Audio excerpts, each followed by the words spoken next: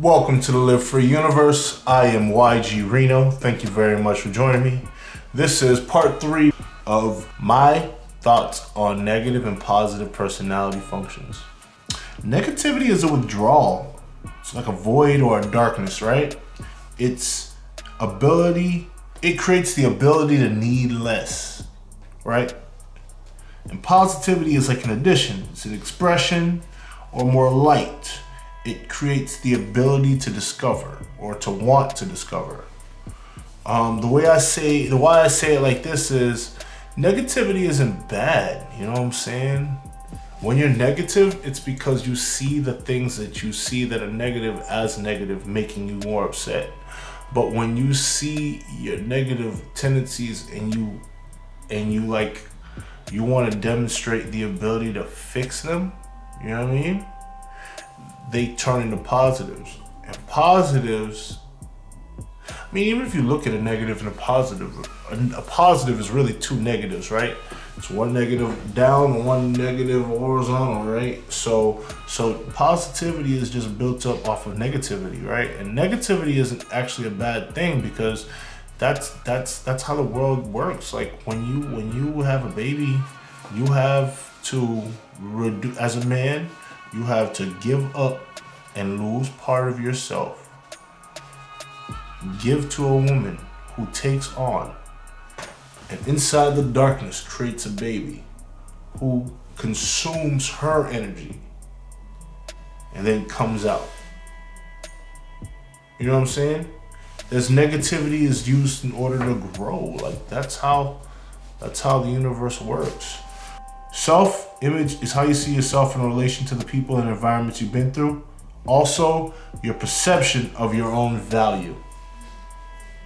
Now, I went through a whole bunch of different functions and whatnot, so it might still be kind of confusing if you don't get it. But I definitely say do your own research. I just wanted to do a nice brief example, but if you guys really want to know anything, I'll tell you, do your own research or just hit me up in the comment box. I'll answer a whole bunch of questions. I know a lot about personality, but the thing is, I don't like to, I'm not a snake oil salesman, so I'm not going to try to give you something that I think is going to force you to buy anything. I'm not selling anything on here. I'm just making this video.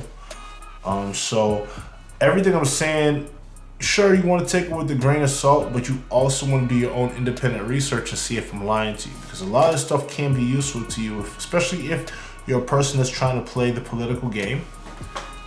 When you understand somebody's personality, the way they think, long before you ever have to actually interact with them, you get to concentrate your forces. You get to concentrate your thought. You even get the chance to learn how to adapt your personality.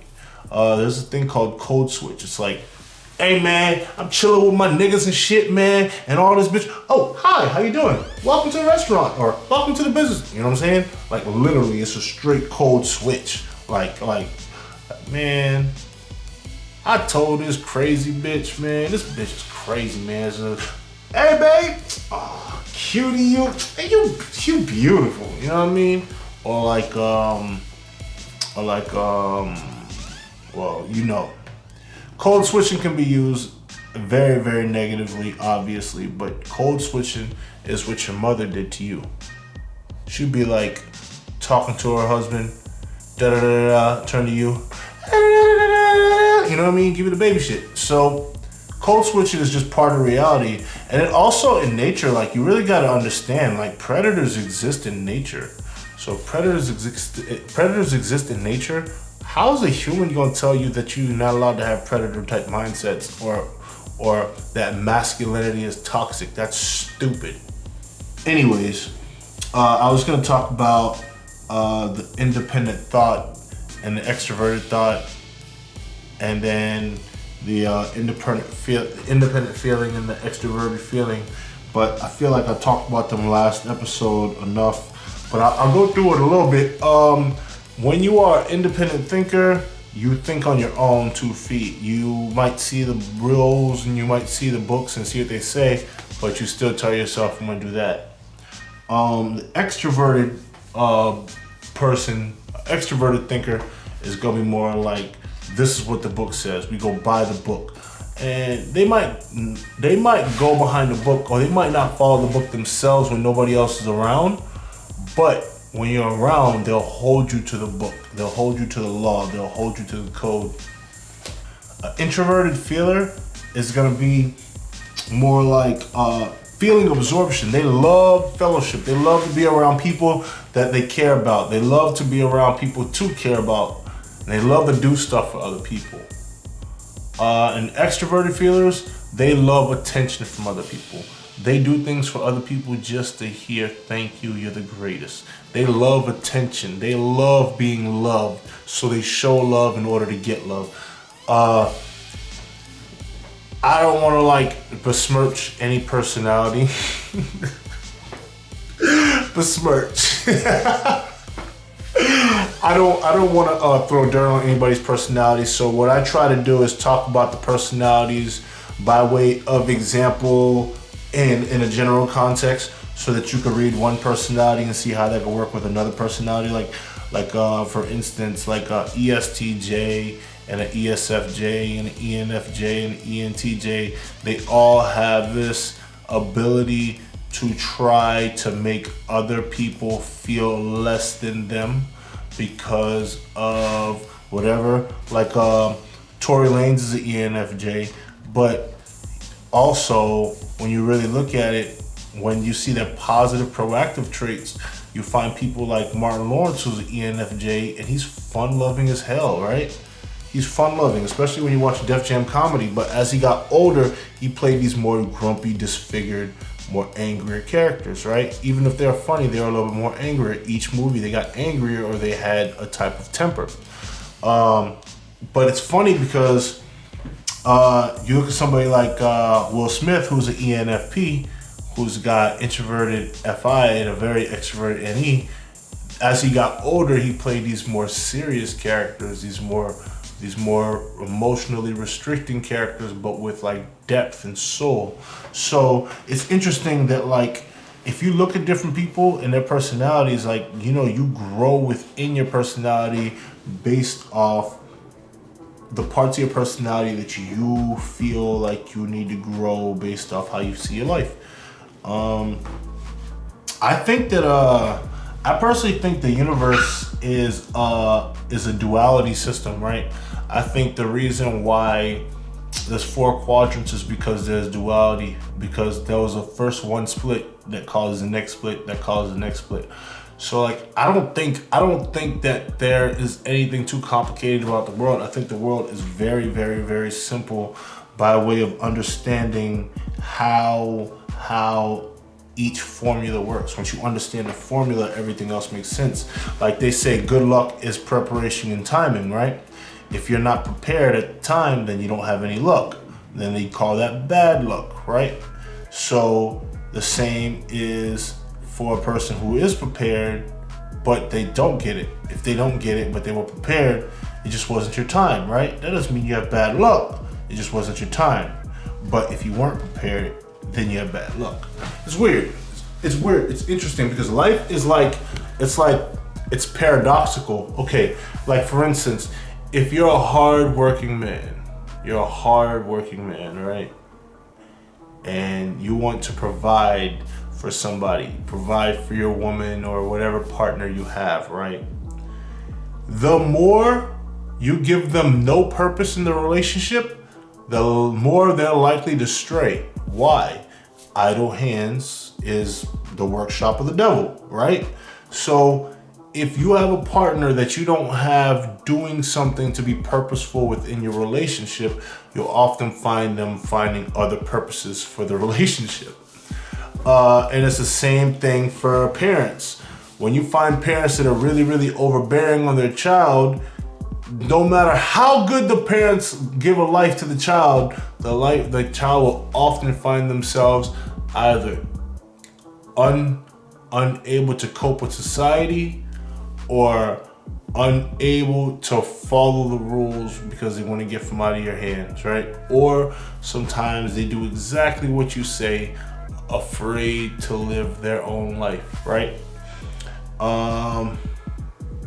I mean, like I said, I'm not throwing shade at nobody. It's just when you look at like how people operate and you look at how personalities kind of like interact with each other, because you can have two people with the same exact personality and they'll get along famously, and then a third person with that same personality and both of those people hate that person, even though they all three have a lot of the same functions, right? Or like ENFJs and ESFJs, they don't like each other. They're very, very similar, but because they're dominant FE, they want attention. They both want attention. So they both want, if they both want a specific type of attention and they both want it, like let's say like you get one pretty hot girl on one side, one pretty hot girl on the other side, and they both like this guy, and they're both, one is an ENFJ, one's an ESFJ. One, they're already probably hanging out with a clique. If they're hanging out with each other and they both see that guy and they didn't realize the other person likes them, they want that attention of that guy. If they're not mature, they're probably gonna do something risky. If they are mature, they're probably just gonna move on and say, you know what, she can have her, or let's let the guy choose. You know what I'm saying? Personalities are like, I don't know, it's real simple. With the thinkers, right? You have detached. They're detached from reality in a sense, because emotions is just as deep as reality as rationality is, right? But when you're thinking is the ability to cut out yourself or cut out how you feel about something to see how it could work. So it could be unrealistic, but in that unrealism, it finds rationality, right? Like people who, damn, I'm trying to find an example, but can't find one at the moment. But as a thinker, you have the ability to like remove your emotions. And what happens is when you remove your emotions for a long time and you don't accept them, or you don't try to filter them or try to figure them out, they come back spilling out. Like for our ISTP or INTP, we have an issue with needing other people. We feel like we don't need anybody else, to the point that sometimes we can be self-righteous in our isolation. You know what I'm saying? We won't be exactly too negative on ourselves, even if we're thinking negatively. But other times it will be the reverse, and our internal logic will turn against us and start telling us why we're not good enough to ourselves, making us even more isolated and making us want to be around somebody that's gonna make us feel good, that's gonna make us want, it's gonna make us need them. That's why often ISTP men are very good with women, and INTP men, so long as they're mature. Because if you're not mature, you can only get the women that are attracted to you, right? And if most women aren't attracted to you, most women won't talk to you. But if few women are attracted to you, a lot of women will be attracted to you. So it's interesting. I think I talked about all those. Thank you very much for paying attention. If you have gained any insight, let me know in the comments. If not, if you have any questions, let me know. But yeah, I just wanted to get this off my chest and just say I knew I did it. Thank you very much for listening. I hope you learned something. If you didn't learn anything, then you know what it is. Peace. Also, please like, share, comment, and subscribe. Like, share, comment, and subscribe. Yeah, sure. At least like if you liked it. Peace. Ain't no sentiments for poor dads and simpletons. Nah. You friends with them, you unlike them, you stupid. You stupid. All of this got a lot of chains and whips. Yeah. Slave to the trends, but you still a piece of shit.